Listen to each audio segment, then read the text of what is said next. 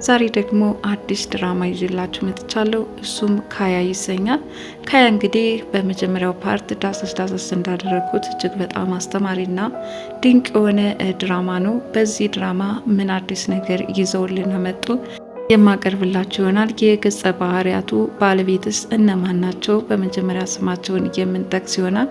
ምን አይነት ትዕይንትስ ይተላለፍበታል? ሁሉንም የምንዳስስ ይሆናል። ወደ ቪዲዮ ወሰድኳችሁ።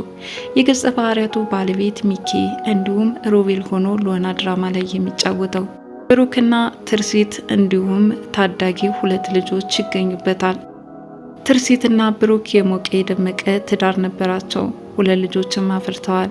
ደስታ ከሁለት ልጆቻቸው ጋር እየኖሩ ባሉበት አጋጣሚ የብሩክ ጓደኛ ግን በቅናት ተነሳስቶ ሕይወቱን አጨለመው።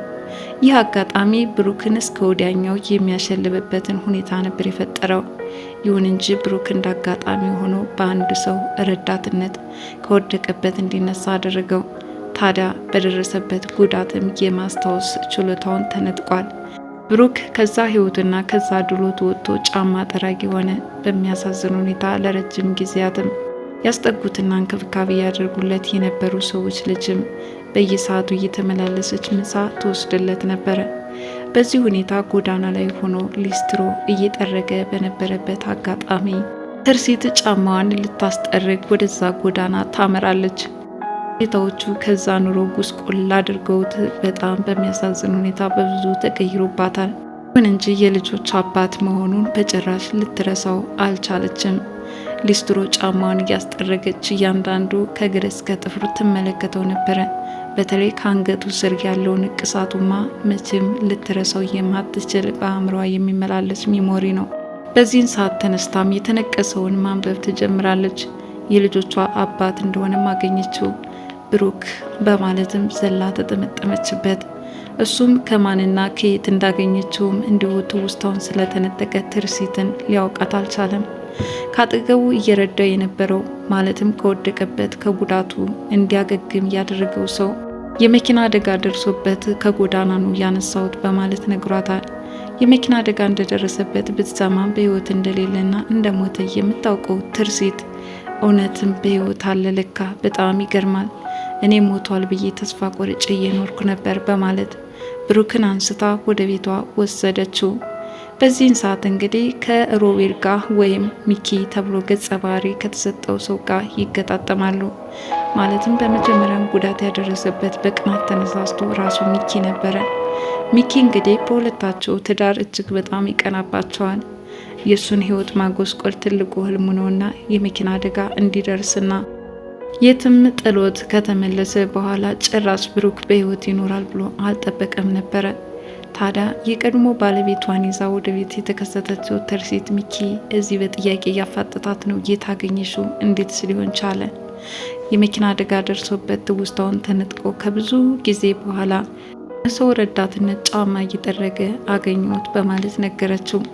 የሚኪም በጣም ታምር ነው፣ በህይወት ይኖራል ብዬ ያልጠበቁም ነበረ፣ አጋጣሚዎች በጣም ያስገርማሉ አለ። ብሩክን ሲያይ እየተደነባበረ ነው። አንደኛ ጉዳት አድርሶበት በህይወት መምጣቱ፣ ሌላኛው ደግሞ የሚወዳት ፍቅረኛውን ሊነጥቀው እንደሚችል እያሰበ ብሩክን ገና ከመምጣቱ ነበረ ጠላት ያደረገው። ሁለት ልጆቻቸው አባታቸው ስለመጣ በመጀመሪያ አንቀበልም ይበሉት እንጂ በብዙ ማሳመን አባታቸው እንደሆነና በመኪና አደጋ በደረሰበት ነገር ሶስት ችሎታውን እንደተነጠቀ ለልጆቹ ተነግሯቸዋል። ባለቤቷም እንደዚሁ እነዚህን የመሳሰሉ ልጆች አሉኝ እንዴ አላምንም እያለ የወለዳቸውን ልጆች እስከ መርሳት ደረጃ ደርሷል። ታዲያ ትውስታው እንዲመለስ ወይም እሷ ጋራ ያሳለፉት የትዳር ግንኙነት እንዲሁም የሰርግ ፎቶዎቻቸውን እያንዳንዱ እያወጣች ማገላበጥ ጀመረች። ለብሩክ ማሳየችው። በጣም ይገርማል። እነዚህም ፎቶዎች ስነሳ አስታውሳለሁ በማለት ለትርሲት ነገራት። ትርሲት እንባንባ እያላት ነው። ብሩኬ የምትወደው የመጀመሪያ ባለቤቷ ነው። ከዛ በፊት ምንም አይነት ወንድ አታውቅም። በዚህ ላይ የልጆቹ አባት ነው። በጭራሽ አገባለሁ ብላ ያላሰበችው ነገር ግን በህይወት ተነጠቅኩ፣ ከዚህ በኋላ ሚኪ ጋር እንገናኝ፣ ሞት ለያየን ብላ ነበር ወደ ትዳር ያመራችው። ታዲያ ብሩኬ ወደ ቤት ሲመጣ ገና ትዳርሽ ስጋት ሆናለሁ፣ ከቻልሽ በውጭ ሁኜ እንድትረጅኝ ይፈልጋለሁ፣ ካለበለዚያ ግን በጭራሽ የማይሆን ነገር ነው በማለት ትርሲትን ቢነግራትም ትርሲት ደግሞ በጭራሽ ምንም ችግር የለውም፣ ባለቤቴ የሚገባውና ፈጣን ሰው ነው፣ አንተ በመምጣትህ የሚሰማ አንዳችም ነገር የለም በማለት ነበረ ብሩክን ወደ ቤት እንዲመጣ ያደረገችው። ነገር ግን ከመጣ በኋላ ሚኪ በጥላትነት ማየት ጀምሯል። በተለይ ልጆቹ ከብዙ ማሳመን በኋላ አባታቸው ብሩክ እንደሆነ እየተነገራቸው አሁን በአባታችን እጅ ካልበላን እሱ ጋር ካልተኛን እያሉ እያስቸገሩ ነው። ትርሲት ደግሞ ከአባታቸው ጋር የሚያደርጉት ጥምረት በሚኪ ላይ የሚፈጥረውን ተጽዕኖ እያሰበች ለመለያየት ትሞክራለች። ቢያንስ ጨዋታችሁን በቅጡ አድርጉት፣ አሊያም ደግሞ ነገ ትምህርታችሁ ስለሚረፍድ በጊዜ ተኙ፣ ኑ ወደ ቀድሞ ማደሪያ ክፍላችሁ እያለች ትጎተጉታለች። እነሱ ግን ከአባዬ ጋር ካላደርን፣ አባዬ ካላጎረሰን፣ አባዬ ካልሸኘን፣ አባዬ ካላጫወተን ሆነ ነገሩ። በዚህ ሁኔታ ሚኪ ከቀን ቀን ጥላቻው እየጨመረ መጣ። ብሩክንም አሌህ ማለት ጀመረ። ትርሲት ደግሞ በበኩሏ የተለያዩ ሰዎችን እየጠየቀች ነው። ማለትም የብሩክ ትውስታ እንዲመለስ መጀመሪያ ሚኪን ጠየቀችው። ሚኪ አንድ ነገር ላማክር እፈልጋለሁ፣ የብሩክ የማስታወስ ችሎታው እንዲመለስ ስለምፈልግ እባክህ የምታውቃቸው ዶክተሮች ካሉ ልትነግረኝ ትችላለህ በማለት ጥያቄ ያቀረበችለት። ግን ስለምን አለማስታወስ ነው? እባክሽን አርፈሽ ተቀመጭ አላት። ይህ ከመሆኑ በፊት እንግዲህ ምግብ ተሰብስበው እየበሉ በነበሩበት አጋጣሚ ቆይ ብሩክ፣ እኔ ምልህ የደረሰብህን ሁሉ ማስታወስ ትችላለህ በማለት ጠይቆት ነበረ። እሱም አይ ምንም አላስታውስም፣ በተለይ ደግሞ አደጋው ከተፈጠረ በፊት የነበረውን በጭራሽ መቼም አላስበውም ይላል። ይህኔ ሚኪ የሰራውን ስህተትና ወንጀል እያሰበም መስገን ማለት ጀምሯል። የመጠጥ ቢራዎች ደርድሮ እንዲጠጣም ጋብዘው ብሩኬ ደግሞ ከመጠጥ ጋር ተያይዞ ያሳለፈው ስቃይ ስለነበረ ማለትም በመጠጥ ራሱን እንዲረሳ አድርጎ ነበር የመኪና አደጋ እንዲፈጠርበት ያደረገው። ያንን እያስታወሰ የአደጋው መንስኤ ስለሆነ መጠጥ ጋር በጭራሽ መነካካት አይፈልግም። በዚህ የተነሳ አሁን ካልጠጣ ሲለው በጭራሽ አልጠጣም በማለት ሚኪ ፍቃደኛ ሳይሆንለት ይቀራል። ሴት በበኩሏ ስለ ብሩኬ ጤንነት፣ ስለ ብሩኬ ደህንነት በጣም ያሳስባት ስለነበረ ዶክተሮች ጋር እየተገናኘች እየተነጋገረች ነው። አሁን የሆነ ሴት ዶክተር ተቀጥራለትም ትውስታው እንዲመለስ ምን ማድረግ አለብኝ በማለት ሐኪሞችን እያማከረች ነው። ታዲያ ዶክተሯ እየሰጠቻት መልስም ያለፋችሁትን የፍቅር ጊዜያት እያንዳንዱ እያስታወሽ ንገሪው፣ ሙሉ በሙሉ የትውስታ አድማሱ ባይመለስም በተወሰነ መልኩ ግን ሊያግዘው ይችላል በማለትም ለትርሲት ተነገራት።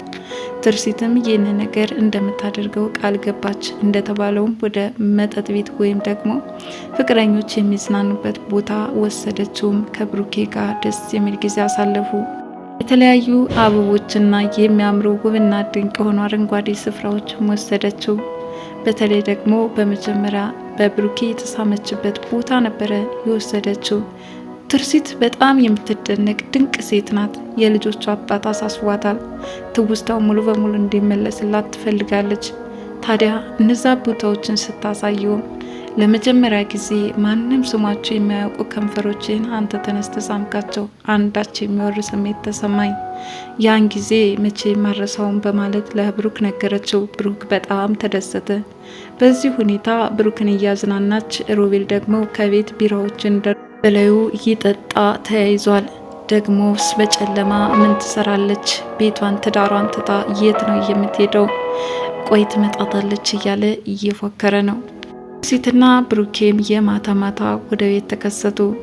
አጅሬው ሚኪ ሲጠጣ ቆይቶም በጣም ሰክሮና ጠንብዞ ከቱርሲት ጋራ ጩኸት ይጀምራል። የት ሄደሽ ነው ባክሽ? ምን ልታደርጊ ነው? የሚሉ ጥያቄዎችን አስከተለ። ትርሲትም የቀድሞ ባለቤቷ ትውስታው እንዲመለስ የተለያዩ ቦታዎች እንደወሰደችውና የግድ የእነሱ እርዳታ እንደሚያስፈልገው ልታስረዳው ብትሞክርም አርፈሽ ተቀመጭ በማለት አይኑን ያጉረጠርጥባት ገብቷል። ትርሲትም ስለ ብሩክ ጥሩ አመለካከት ያለህ ይመስለኝ ነበረ። ምን ነው አንተስ ትውስታው እንዲመለስ አትፈልግም እንዴ? አለችው። አይመለከተኝም። እኔና አንቺ ባለትዳር ሆነን ሳለ ሌላ ጣልቃ በማስገባት ወይም ሌላኛው ባልሽን እያሰብሽ አንቺን ማጣት አልፈልግም ይላታል። እሷን በጭራሽ አታጣኝም፣ ነገር ግን የሚያስፈልገውን ነገር እንከባከበው ግድ ይለኛል በማለት በጸባይ ልታስረዳው ሞከረች። ነገር ግን አጅሬው ሚኪ ወይም ሮቤል በጭራሽ ትርሲትን ሊፋታት አልፈለገም። ጭቅጭቃቸው እየደራ መጥቶ ብሩክ ተቀላቀላቸው። ምን ነው ቢያንስ ጸጥ ያለ ቦታ ወይም ባልና ሚስት መነጋገር ያለባቸውን ነገሮች ለምን ክፍል ዘግታችሁ አታወሩም ሲልም ነገራቸው። ምክንያቱም ልጆቹ በአእምሯቸው ሌላ ጠባሳ እንዲቀመጥባቸው አይፈልግምና። እኔ እናንተ መኝታ ክፍል እንነጋገር፣ አሁን ብሩኬ ለቀቅ አድርገው ያለች ትርሲት ከሚኪ ጋር ለመነጋገር ወደ መኝታ ክፍል ለመውሰድ ብትፈልግም እሱ ግን እኔ ልጆች ቢሰሙ ምን አገባኝ በማለት የእንጀራ አባትነትን እያሳያቸው ነው። ልጆቹ በሚያስገርም ሁኔታ ግን አባታቸውን መርጠው ሚኪን ዘወር በል ያሉት ይመስላሉ። ለትባል በቤቷ ያስቀመጠችው ትርሲትም አጣብቂኝ ውስጥ ገብታለች። የዛሬው አዲሱ ድራማ ካያ ክፍል 2 ይህንን ይመስል ነበር። በቀጣይ ቪዲዮ እስከምንገናኝ ድረስ መልካም ጊዜ ይሆንላችሁ እያልኩ ለዚህ ቻናል አዲስ የሆናችሁ ሰብስክራይብ እያላችሁ ቤተሰብ እንድትሆኑ በትህትና ጠይቃለሁ። ባይ ባይ።